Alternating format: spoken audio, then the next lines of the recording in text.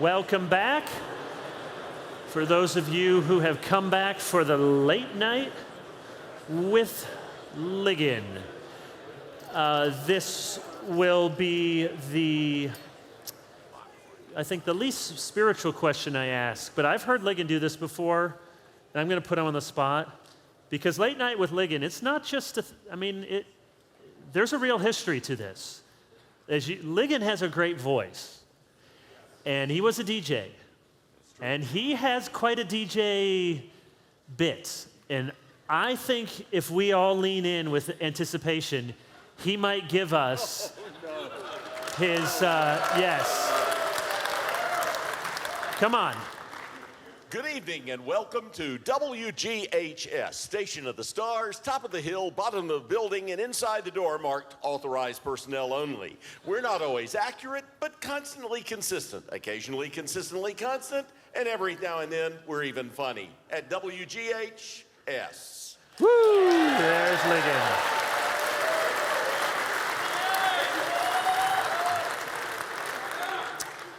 I've said before, when I think of non-moral things I wish I could change about myself. One, I wish I liked most foods instead of hating. Well, that's a long story, you know. And I wish I could have, I would take Lig's voice. But Lig was kind enough to join us somewhat last minute in the last few weeks.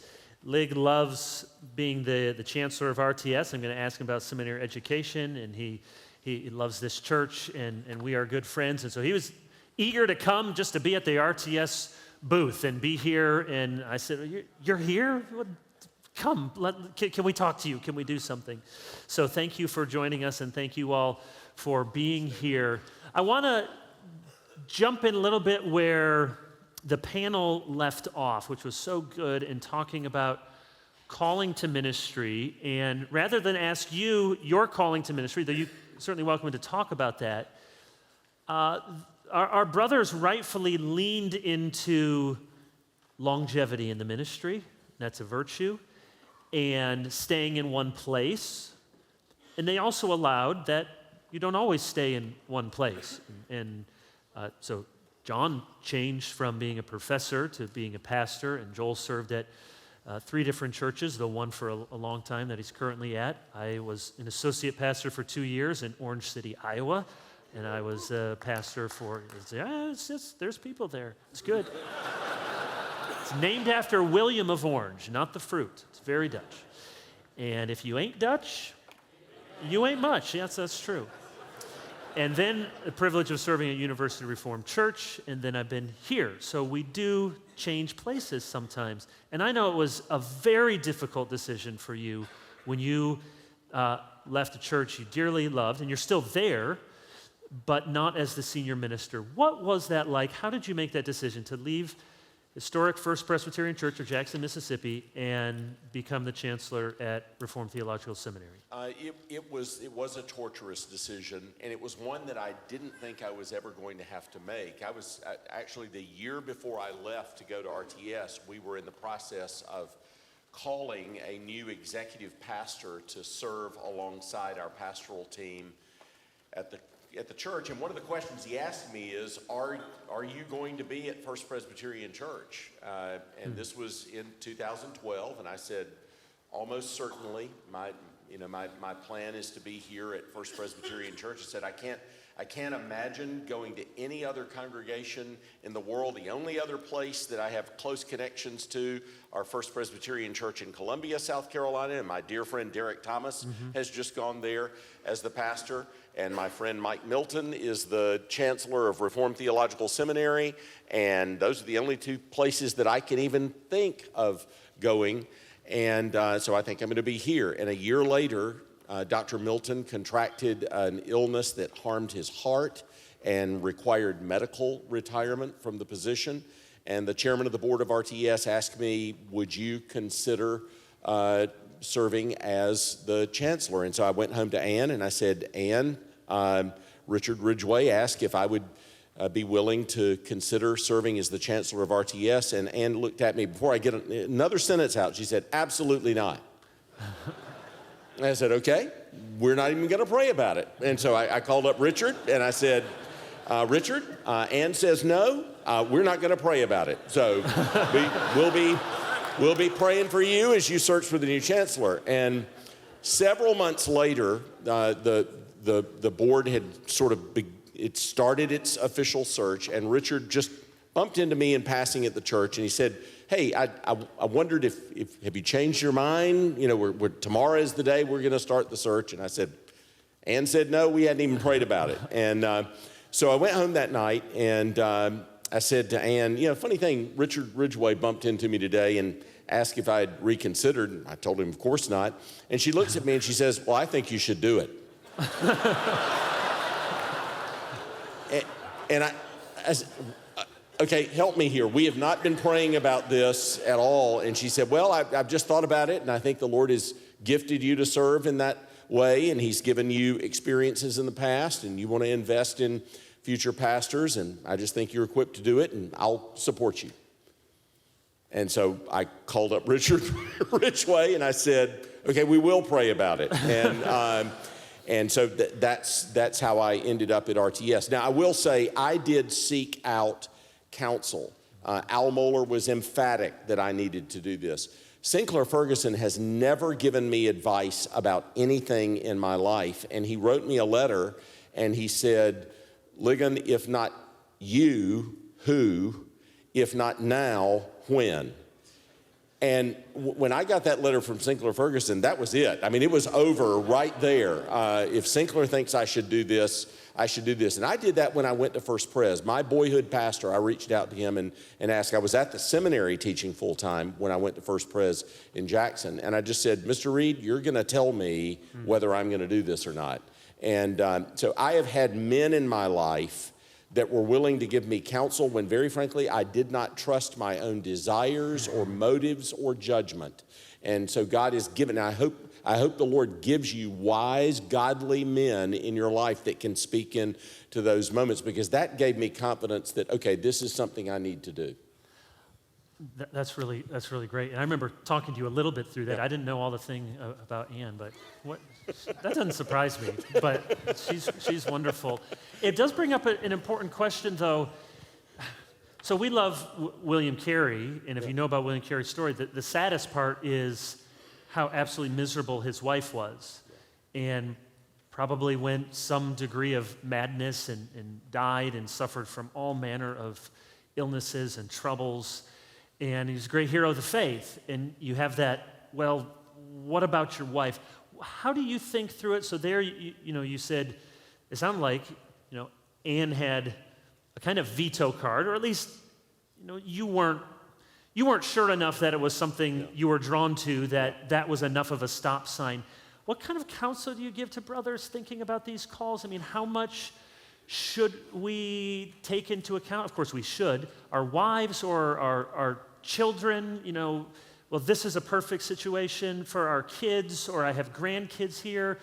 It just can be very murky. Where is it spiritual and wise and good to consider those things? And might a brother just need to press ahead and help his family to trust him? How do you think about that? Certainly there are different ways that you come to a sort of a family coherence in a call, and it looks different. Ann is a very godly wife. She is very, very committed to the local church. She served in 2 large congregations before we ever met, and so she loved the life. She served in Columbia, South Carolina, and in Montgomery, Alabama, at Trinity Presbyterian Church and at First Presbyterian Church, and served under wonderful ministers there, loved the local church. She loved the life of the local church in Jackson. She also knew our children were just about at the stage of getting ready to go out of the home at this time that this transition happened. And so she was in part thinking of what's this going to mean for family life. And Ann has always been the one who gave stability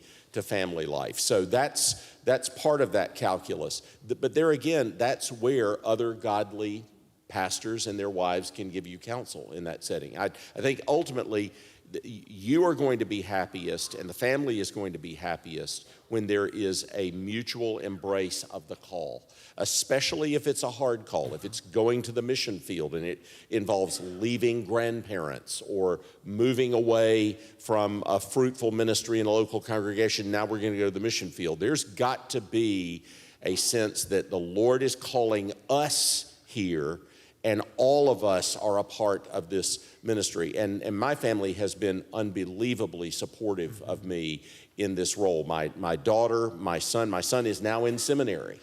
And he's at Reformed Theological Seminary studying for the pastoral ministry. And his pastors at First Pres, I'm long gone. I'm 11 years gone from First Pres. The pastoral staff at First Pres has been wonderful to him as he has worked through issues of call. So the families together, that's very important for me because my work requires that I'm on the road a lot. And so Ann needed to be bought into it, and the children needed to be bought into it. And you're certainly a pastor, and you preach almost every week, and you travel some 200 days a year. So you're certainly a pastor and a preacher. So what do you not miss about the role you had, and what do you miss? And let's just say what you do miss, the week in and week out preaching to the same people. So I'm going to set that aside as the letters at the end of Wheel of Fortune, okay? So give me, besides that, one thing you don't miss and one thing you do. Well, getting to preach to the same people. I was talking to Joel Beakey about this. There's nothing like preaching to your own people and the relationship that is there. And so I miss that greatly. I miss the camaraderie of the pastoral staff. We had 10 ministers on the pastoral staff, and we were a band of brothers. And we are so spread out at RTS over 8 cities in 7 states and working in 2 foreign countries that it's rare that we're all together. And though I have a team that I'm together with regularly, it's different from pastoral ministry in a local congregation. I miss that. I don't miss the administrative aspect of the role, although I'm in another kind of administrative aspect. I tell the board they pay me for the administration. I would teach for free. Yeah. They pay me to administer. So I teach a full load while I lead the seminary, but honestly, I would teach for free. In fact, I do teach for free. They don't pay me to teach. They pay me to lead the seminary. Yeah. So what would you say to the pastor here who listen to those first, wonderful panel, and they feel in their heart, well, I would love to serve one people. I'd love to be there. But the majority of pastors in the United States serve congregations that are under 100 people. It's one guy, maybe bivocational, maybe has somebody to help with the bulletin. And he says, I would love to be in this same church, and they just kicked me out. Right. Or I'm at the edge, and I don't know if I can stay because I don't know if they will have me. What sort of word of counsel or encouragement would you give to men in that situation? One thing is, remember, Northampton kicked out Jonathan Edwards. Okay, so just remind yourself, it's not just because you are faithful, just because you love the Lord, just because you're godly, doesn't mean that you're going to be able to stay. At First Pres Jackson, I followed the 2 men that founded the Presbyterian Church in America. I was 35 years old when I became the pastor there. And believe me, it occurred to me more than once, this thing could go sideways. And my predecessor, Jim Baird, was really good to me. He had lots of people go into him in the first 2 or 3 years that I was pastor saying, Dr. Baird, I miss your preaching. This young guy, I can't understand him. And Dr. Baird was wonderfully supportive of me during that period of time. And I had to grow up. I had to wash the seminary out of me, and I had to grow up in the pulpit. The people were incredibly patient with me. So on more than one occasion, Kevin, it occurred to me, this may not work. And so I was committed for the long run, but literally every day I woke up, I said, well, Lord, you gave me another day at First Pres. Yeah. Not guaranteeing me tomorrow, but I got today. And so that was my attitude. So I do think all of us need to be prepared to be committed for the long haul and recognize that there are a lot of things that go into being able to stay for the long haul. And it's not always just that you've been called to another place. Sometimes there are things that happen in the congregation. Sometimes those things are utterly unrelated to any failure in your ministry or deficiency in your ministry. It's just related to some of the dynamics. For instance, my successor at First Presbyterian Church has done an amazing job. He is a very godly younger man, David Strain. One of the things I prayed is, Lord, don't give him terribly difficult, hard pastoral problems to deal with in the first days of his ministry. The Lord did not see fit to listen to my prayers. He did not answer those prayers. David had hard thing after hard thing thrown at him. And it really took him years to work through those hard things. And he handled them impeccably. I mean, every time I thought, how does a young man like that handle something in such a godly, biblical, faithful way? And of course, people hated him for it. And but now he's now come into the green pastures of his ministry. He's weathered those, and now things are beginning to be on the rise at the church, and you can just feel it when you go in the room. And nobody is happier than me. But the Lord did not give him an easy path there. So, and that can happen. I'm sure that's happened to some of you. But sometimes you don't make it through those hard patches. So I think we all just need to own that. It can happen to the best of us. We may be committed, but things happen that mean we've got to go somewhere else. Changing gears a little bit, we have lots of friends who teach and some lead other seminaries besides RTS, which both of us work in. So, Southern and Westminster and both coasts, and we could name lots of schools that we want lots of seminaries to do well. What's the importance of seminary education for those who may be considering going, or even they've been in ministry for a while and they might want to plug away at a degree, and or the importance for those men here who do have an MDiv but to keep learning with the deepest, best theology? Well, the first thing to say is there is nothing more important to ministry than knowing the scriptures, knowing theology, knowing church history, knowing the biblical languages, understanding a biblical theology of ministry. And at RTS, we're trying to prepare pastors that have a thorough knowledge and embrace of those things, and not simply an academic knowledge, but an experiential knowledge of that truth, and whose character is being shaped by their relationships with one another and with the professors. I often tell people, I'm not simply trying to transfer knowledge from one head to another. I'm trying to pour somebody's character into people's lives. And so you have to have pastor scholars that are gifted. They're experts in their field, but they have pastoral instincts and pastoral experience to pour into the future pastors of the church. Because if we are not preparing the future ministers of the church now, when the future comes, it will be too late. And so we always, this is a Pauline principle, that we're to take men and disciple them in the Word of God so that they can disciple others in the Word of God. And that's for now. So we've got to be thinking of our children and our grandchildren right now, who is going to pastor them.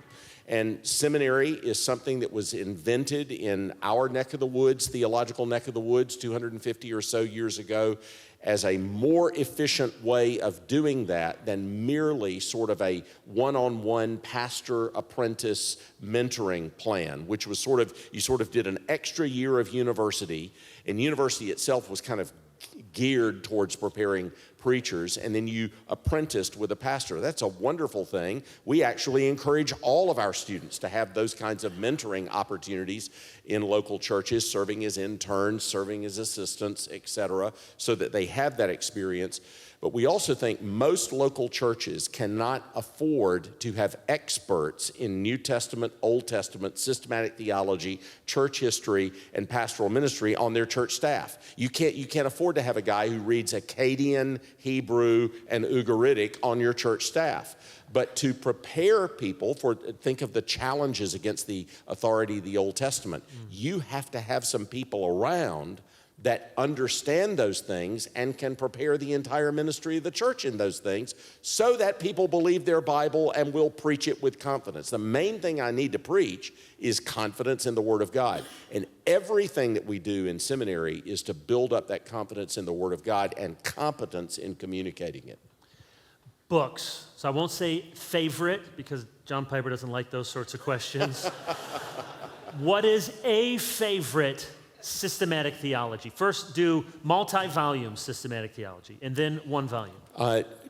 Joel Beakey and Reformation Heritage Books have done us a tremendous favor in the project of translating Petrus Van Maastricht's systematic theology. And they've got 4 volumes in print. Joel, I hear that volumes 5, 6, and 7 are not far behind. Todd's almost done with the translation, I think. So it's 7 volumes. And remember, Jonathan Edwards said it was the best book ever written by an uninspired person. So Edwards loved Van Maastricht, and it's like Turretin. It's one of those real gifts to us from the 17th century golden age of Reformed systematic theology. But it beautifully explains that life it's not merely the doctrine in your head, but the practice of the truth that is so important to combine. And so Van Maastricht is a great resource that's going to be available to us in English for the first time when this project is done. Okay, so what do you like to do for fun? Do you have fun? I do. You don't sleep in a suit. You don't mow the lawn in your suit. I do read for fun. So historical reading. I love to read history.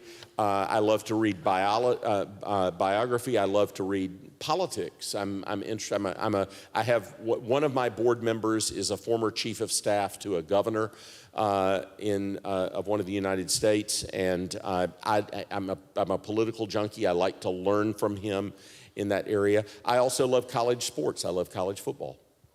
What do we do to fix college football? We're in a mess right now because the Tennessee lawsuit has just completely messed us up because the NCAA can't do anything about NIL or the transfer portal right now. I think if we got Al Mohler up here, he would have some really good ideas. Al could probably fix it. No, I don't. Yeah. Even though he would be bored to tears going to a football game. Yeah. It could give the appearance because, you're very smart and you're leading this institution, but all of us who are up here not only have sins, we have weaknesses, we have things we're not good at.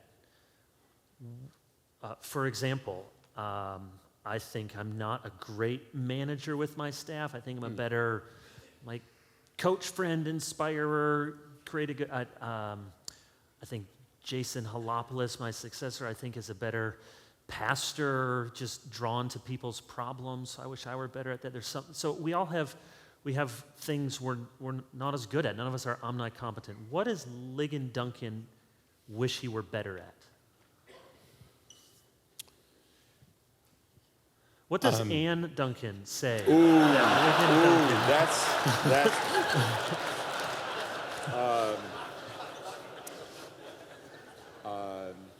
That's a great ministry-wise. Yeah. I think that I am good at navigating relationships in ministry and in administration because I care about people, and a lot of leadership is just helping people get along. Very frankly, you're helping people get along. Pastors understand this in a local church. I think I'm okay at that. I am very aware of my limitations on the operational side of things. And so I have people that know how to do those things far better than I ever will. I'm pretty aware of my incompetencies and my limitations. One of my philosophies of ministry is borrowed from Dirty Harry. A man's got to know his limitations.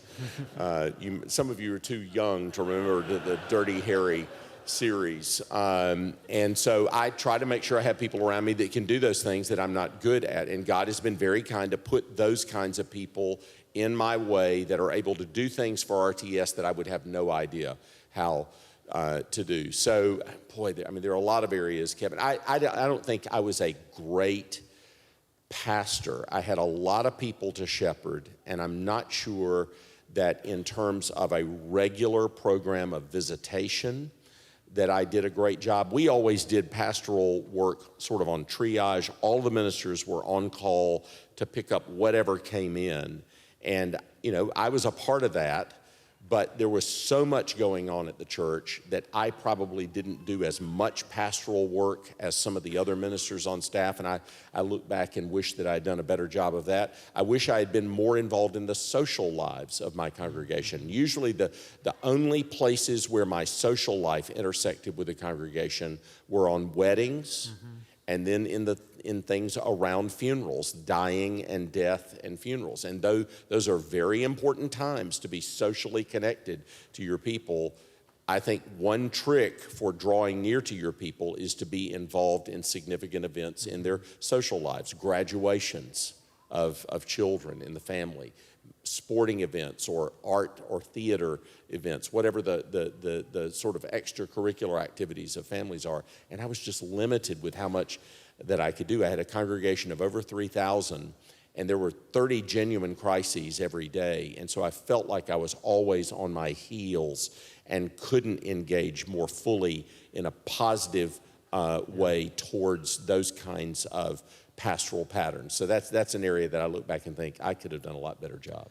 I had a friend in ministry years ago, and he was telling me about he was volunteering to be a chaplain working with the police force, and he was doing ride-arounds and ministering to people and going with police officers when they have to knock on somebody's door and give a hard, bad news and minister to the officers. And I just thought, I don't want to do that. But I know it's really good. Right. And I wish that I were drawn to that, because I love all of those things in theory, and yet I could just feel like I'm got a blog to write, and it just doesn't feel very spiritual. One of the things that I try to tell people, because I will get the question, I know Joel does, and probably you do too, and others, how do you do everything you do? How do you, do you sleep? And yes, I do sleep. One of the things to remind people, so much of what people see is we have very public-facing ministries.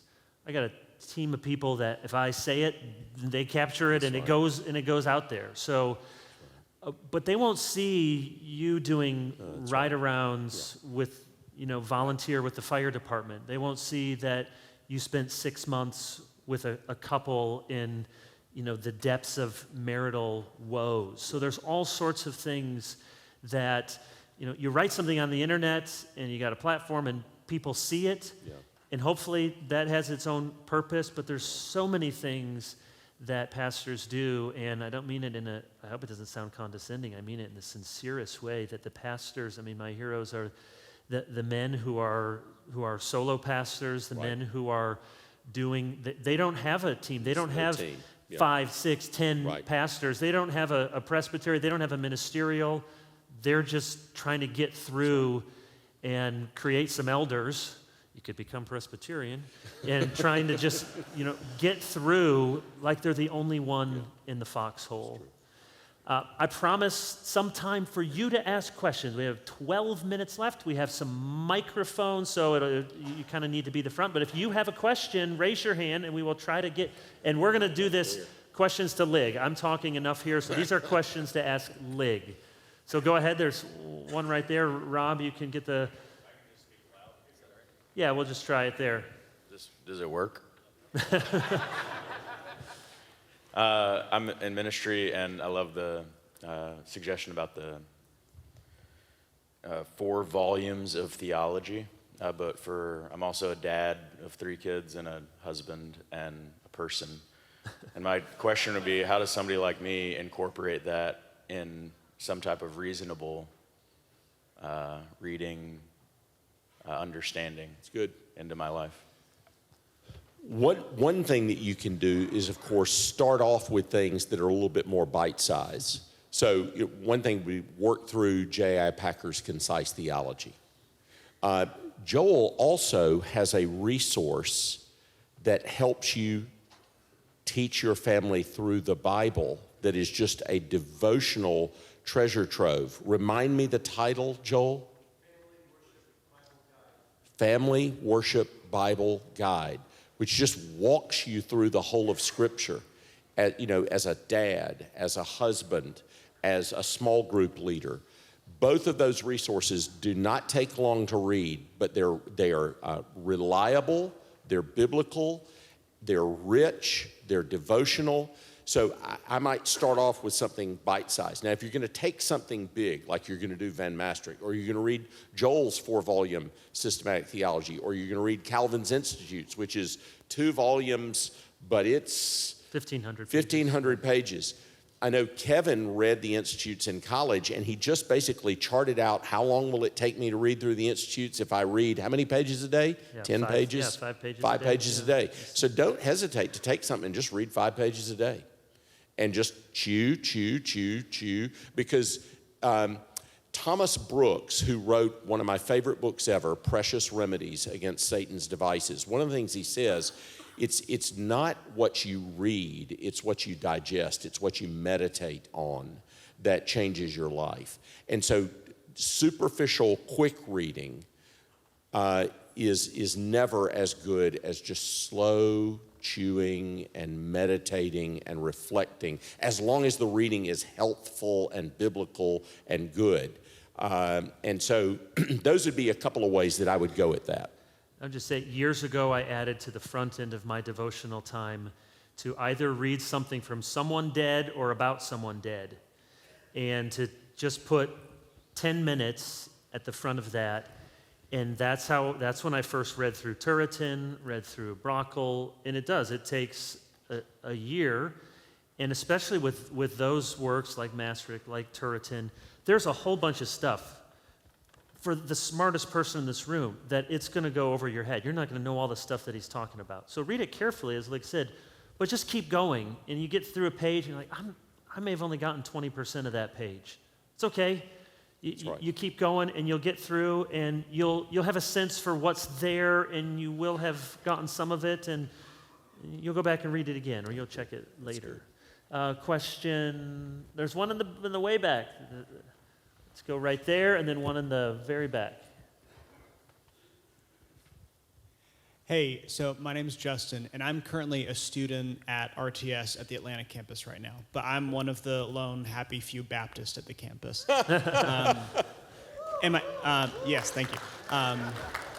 But as I've been taking classes with students who are in the Presbyterian world, what I've realized is that even though I don't like that you guys baptize babies, I think you guys are a lot of fun, and I think we have we're pursuing the same commission. And so could you give some helpful principles or guidelines for interdenominational cooperation in ministry and what that would look like if Baptists and Presbyterians or other denominations wanted to work together?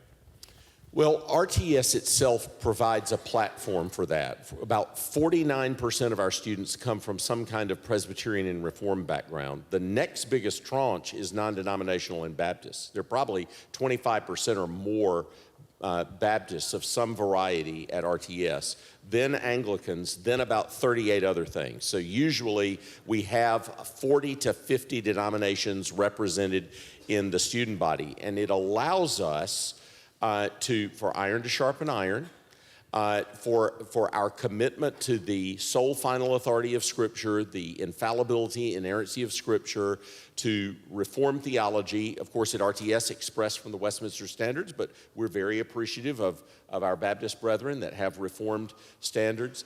it even allows us to talk through things like baptism and church government. One thing that I often have, Baptists that are convictional in their views of church polity, really care about the doctrine of the church, oftentimes find RTS more hospitable to their concerns than they do some Baptist institutions where there's a lower view of ecclesiology, sort of a non-ecclesiology.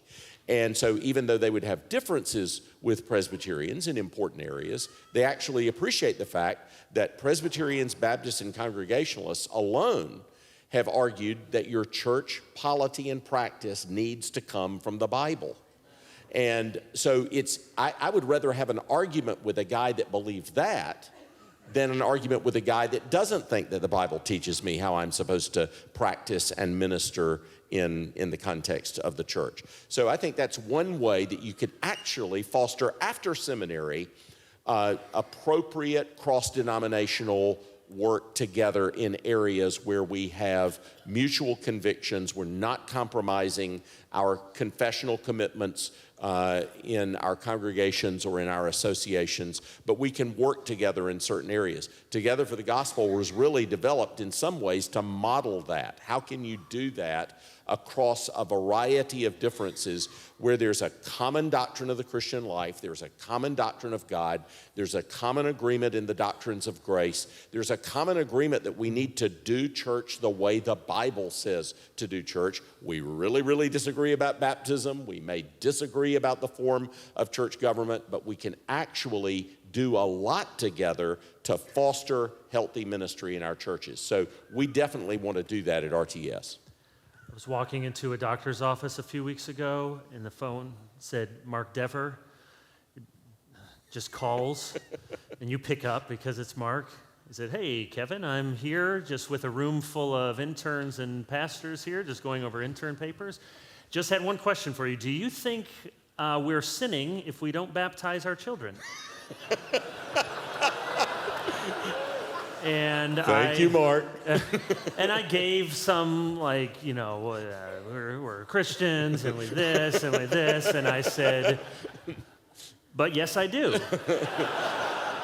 And I said, Mark, do you think I'm sinning by having baptized my children? Absolutely. I said, I love you, Mark. Love you, Kevin. We'll talk later. Bye. That was a verbatim conversation. I've often had people say, oh, I love how Mark teases you about baptism. And I said, no, you don't understand. Mark is not teasing me about baptism. He is deadly serious. I said there was a question way back there, at the back of the bottom. Thank you so much, Kevin. I'm Ferdi Mulder from Cape Town. It might be slightly controversial to ask this question as a Cape Townian. Have we maybe reached the point where the Gospel Coalition has become too theologically diverse that people like Rosaria Butterfield is now openly sometimes, distancing from certain contributors on that wonderful Gospel Coalition that we know has done so much great work over the years? Thank you. It's great. I sat at a table with John Piper and Rosaria Butterfield at the Cross Conference in early January, and John asked her that very question.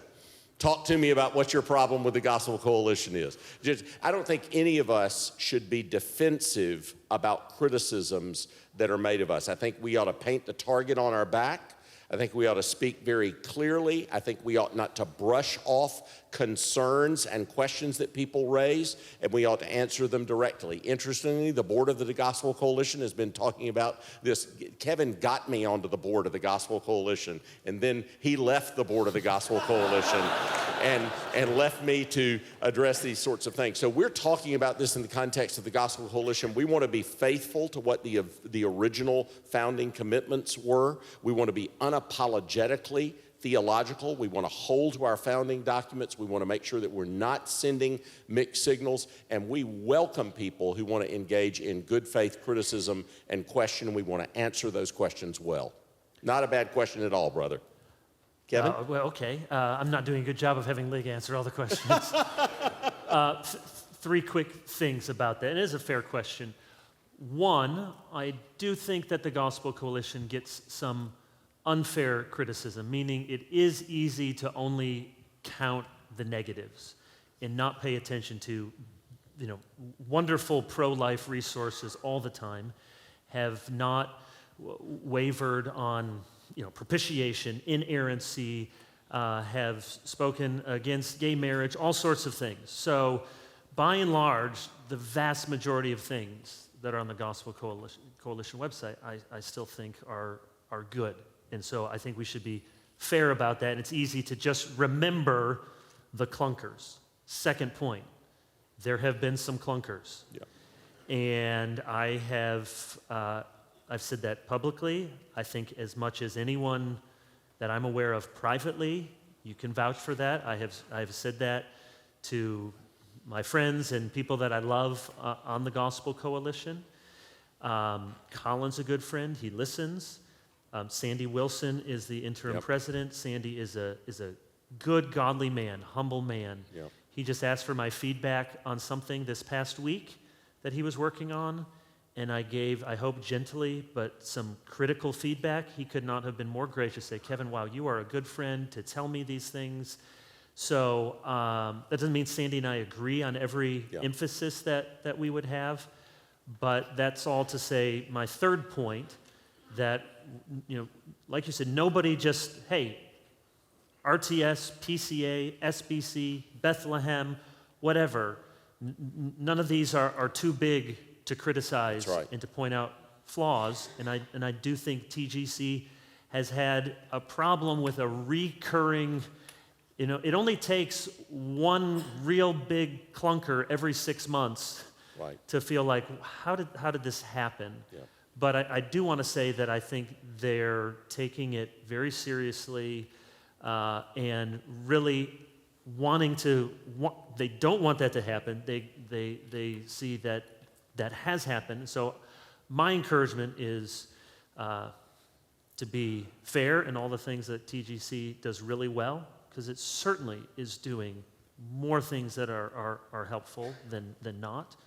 And they're not above criticism, and not above public criticism, and not above private criticism. And then we all ought to want these ministries to succeed. And where they need a little course correction, or where they need some more vetting on some things, we should want that to happen and be earnestly praying for that and optimistic that it can and will. Yeah. Good. Was there one or two others that did I not go over to this side? Yeah. So you've both served at churches that have Christian schools. Every year, our culture moves a little bit further and further away from biblical truth. Public schools tend to do that over time as well. At the same time, talking to congregants about how parents should educate their children can set off landmines. So I guess the question is, should pastors do that? And if they should, how should they talk to parents about educating their children? So good. There's a very famous letter that the Scottish minister William Still wrote to parents of children going off to college, which I think is, I would want to read it to every parent of a child from maybe middle school on up. And basically what Mr. Still says is, the three most important things that you can do for your children is pray for them, live a godly example in front of them, and then teach them the truth of the Bible. And in that order: prayer, example, teaching. And he in the letter he says every year that parents are sending off a student to freshman year in college for the first time, I get this raft of phone calls and letters from people saying, oh, please, track my child down at the University of Aberdeen and make sure that he comes to church or that she comes to church, and please reach out to him, etc. And he just said, it really, there's no person more powerful on a child's life than their parents. And so I would say to all of my parents, I want to know how powerful they are. And maybe the most powerful thing that they have is their relationship. There will be a point in life when all you have left is your relationship with your children. And their desire to be in that relationship is your greatest leverage. So use it. So I do want to equip parents. We definitely need to think through school stuff together. And by the way, the options are not just Christian school or public school. Now you've got classical school and homeschool and all these other things to think through. And almost all of our congregations will have people doing different things. So, we want to make sure that the schooling that they get is as good as it can be. Because I'll tell you this, I've taken my leadership team around to probably 6 seminaries, and one of the questions I've asked is, what are you seeing from the students that are coming to seminary now? And they tell me they're godly, they're consecrated, their tails are wagging, they want to go serve the Lord. Only thing is, they can't read, write, think, or speak. And that is the result of the educational system that they have been. They're not stupid, they're smart, they're gifted. But they really struggle in basic areas that the education system should have helped them in. So those things are super important. So yeah, as pastors, I think we need to help parents think biblically about those things without being overly specific in our direction to them. You've got a Christian school. Speak, my brother. Well, yeah. we have done homeschool, public school, and Christian school in our family. And so I have, it was more of an issue at my last church, but we stated publicly, I vetted this through our elders, that we believed Christian parents had freedom to make those choices. Having said that, I am concerned where our public schools are. I'm very glad our kids are in this Christian school here. Having said that, even there still are parts of the country where public schools are not all the horror stories that you hear. And there are lots, you probably all have people in your churches who teach at the public schools. So I haven't felt like, I think it would be a violation of Christian liberty to make that an absolute rule. Having said that, you sure need to go in with eyes wide open. And so, when I was in seminary, pastors always told me, never go to a church with a school. And I said that to our last head of school, and he said, you know what? Our headmasters always said, never go to a school at a church.